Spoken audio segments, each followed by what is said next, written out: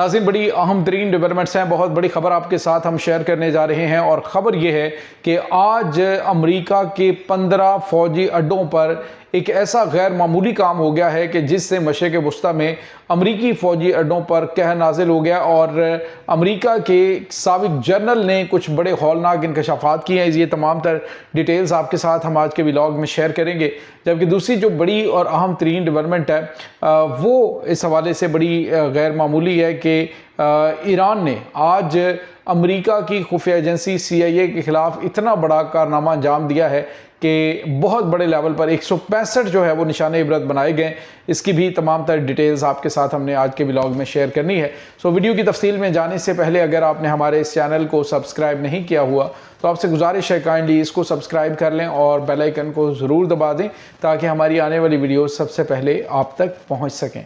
नाज़रीन, हम आपके शुक्रगुज़ार हैं जो आप हमारे व्लॉग्स को देखने के लिए वक्त निकालते हैं और कमेंट सेक्शन में अपनी मोहब्बतों का इजहार भी करते हैं। नाज़रीन, इस वक्त अमेरिका और ईरान के दरमियान जारी मामलात में जहाँ पे कुछ ऐसी पेशरफ सामने आ रही है कि पाकिस्तान को एक बार फिर कामयाबियाँ मिल रही हैं और पाकिस्तान बातचीत में काफ़ी बेहतर जो है वो रिज़ल्ट्स लेके आ रहा है। वहीं पर पाकिस्तान के army chief field marshal Syed Asim Munir का आज जो है वो दौरा है तेहरान का। लेकिन दूसरी तरफ हमारे पास जो अपडेट्स आ रही हैं वो ये हैं कि कल एक तो वाशिंगटन पोस्ट जो है उसने कुछ अहम तरीन इंकशाफात किए और उन्होंने कहा तकरीबन 774 के करीब अमरीकी फ़ौजियों की हलाकत अभी तक कन्फर्म हो चुकी है जो कि ईरान के ख़िलाफ़ जंग में हलाक हुए हैं। जबकि दूसरी तरफ नाज़रीन, अमरीकी फ़ौज के साबिक़ जनरल हैं, इनका नाम बैरी मैककैफरी है। और ये नाज़रीन बैरी मैककैफरी जो हैं उन्होंने ख़ास तौर पे दिफाई मामलात के ऊपर, और चूँकि आदमी जो कि जनरल के रैंक तक होता है तो अंदर तक उसकी काफ़ी ज़्यादा रवाबित होते हैं, तो एक साबिक़ जनरल जो है उसने दावा किया है कि अमरीकी मुसल्लह अफवाज 15 अड्डों तक मुस्तकिल तौर पे अपना जो राबता है वो खो चुकी है।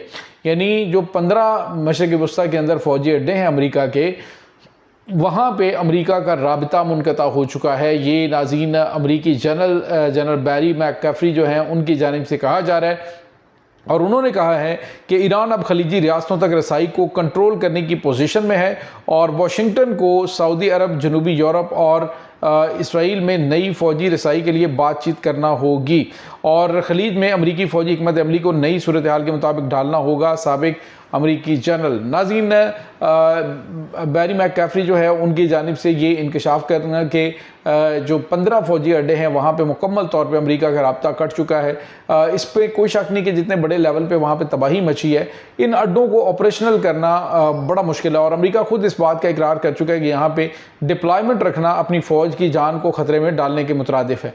अमेरिका ने अभी जो सबसे बड़ा इनका फ़ौजी अड्डा है कतर के अंदर अल उदैदा एयरबेस जो है, वहाँ से अपनी फ़ौज की बड़ी तादाद को यूरोपीय ममालिक के अंदर जो एयरबेसेस हैं वहाँ पर शिफ्ट किया है ताकि इनको बचाया जा सके।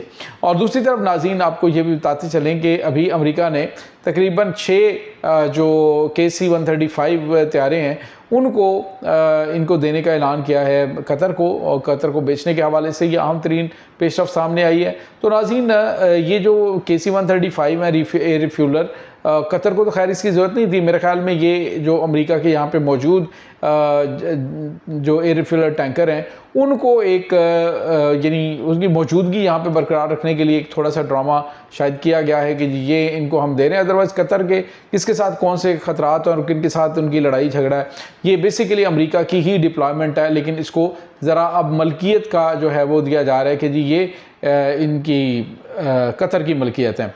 तो ये चीज़ें इस वक्त चल रही हैं। दूसरी तरफ नाज़रीन ईरान को एक बहुत बड़ी कामयाबी मिली है।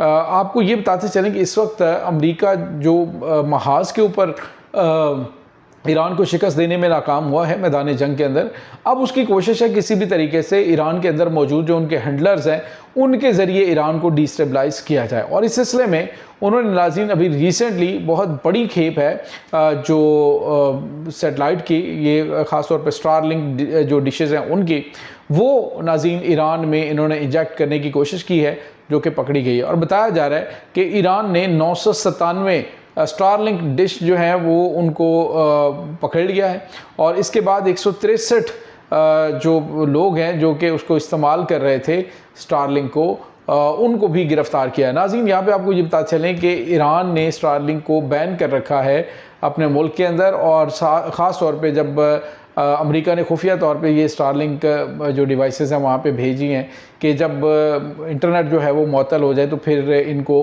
इस्तेमाल किया जा सके। लेकिन ईरान ने बर वक्त कार्रवाई करते हुए पता नहीं किसी दोस्त मुल्क की मदद से या ख़ुद उन्होंने इतने ज़बरदस्त तरीके से इन तमाम तर डिवाइसेस को जो है वो डिसेबल कर दिया, और स्टारलिंक जो है वो मुकम्मल तौर पे ब्लैकआउट हो गया था ईरान के अंदर।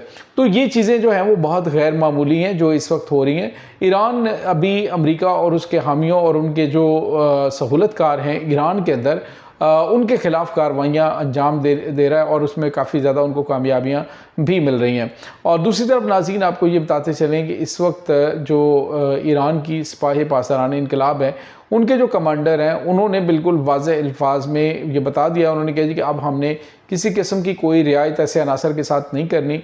लास्ट टाइम हमने जिनको पकड़ा था अमेरिका के लिए काम करते हुए, उनको तो हमने काफ़ी हद तक जो है वो कोशिश की थी कि किसी को शक की बुनियाद पे ना रखा जाए, और काफ़ी लोगों को हमने छोड़ भी दिया था। लेकिन अब उन्होंने कहा किसी के साथ कोई रियायत नहीं होगी, गद्दारी का मतलब गद्दारी होगा, कौमी जो कवानीन है उनकी खिलाफ वर्जी बिल्कुल भी बर्दाश्त नहीं की जाएगी।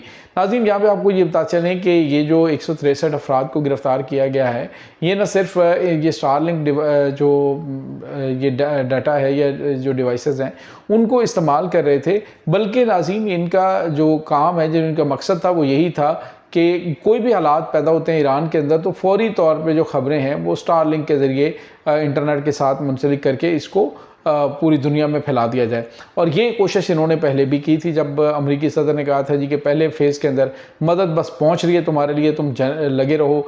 और फिर उन्होंने इस बात का इकरार भी किया कि हमने असलहा और गोला बारूद जो है वो उन तमाम मुसल्लह अनासर को दिए थे जो कि अमेरिका के हामी और ईरान मुखालिफ थे, और उनको हमने ये इसलिए किया था ताकि वहाँ पे रजीम चेंज ऑपरेशन किया जा सके। नाज़रीन, रजीम चेंज तो हुई, रजीम मतलब रजीम ये नहीं होता कि जी किसी शख्सियत को चेंज कर दिया गया है, बल्कि नज़रियात होते हैं। तो नज़रियात जो है ना वो मरते हैं। अभी रिसेंटली जो ईरान के प्रेसिडेंट है डॉक्टर मसूद पज़ेश्कियान, उन्होंने कहा कि मेरे जो रहबर हैं, यानी जो साबिक supreme leader Ayatollah Sayyid Ali Khamenei थे, तो वो जो है मेरे लीडर थे, और उन्होंने जो फरमाया था कि हम अपने खून के आखिरी कतरे तक लड़ेंगे, तो उस पर हम कायम हैं। और इसके लिए हम जो रहबर आला हैं सुप्रीम लीडर सैयद मुश्तबा ख़ामनेई, उनके पीछे खड़े हैं। तो नाज़रीन, अमेरिका मुख्तलिफ़ किस्म के दावे कल भी कर रहा था जी कि supreme leader Ayatollah Sayyid Mojtaba Khamenei जो हैं उनके ऊपर हमला करके उन्हें शहीद कर दिया गया है। इस तरह की फ़ेक ख़बरें जो हैं वो मीडिया के ऊपर लगाई जा रही हैं, और मकसद सिर्फ ये कि किसी भी तरीके से कोई राबता हो या किसी तरीके से पता चले कि मुश्तबा ख़ामनेई साहब कहाँ पे हैं, ताकि अमेरिका उन्हें टारगेट करे। लेकिन ईरान ने इस बार जो है वो इंटेलिजेंस के हवाले से ऐसे फूल प्रूफ इंतज़ामात किए हैं कि अमेरिका फ़िलहाल तो सुप्रीम लीडर हैं उनकी हवा को भी नहीं छू पा रहा है। ये इस वक्त ताज़ा तरीन अपडेट्स हैं इस तमाम सूरत हाल के बारे में। आपका क्या कहना है? कमेंट सेक्शन में अपने ख़यालात का इजहार ज़रूर कीजिएगा।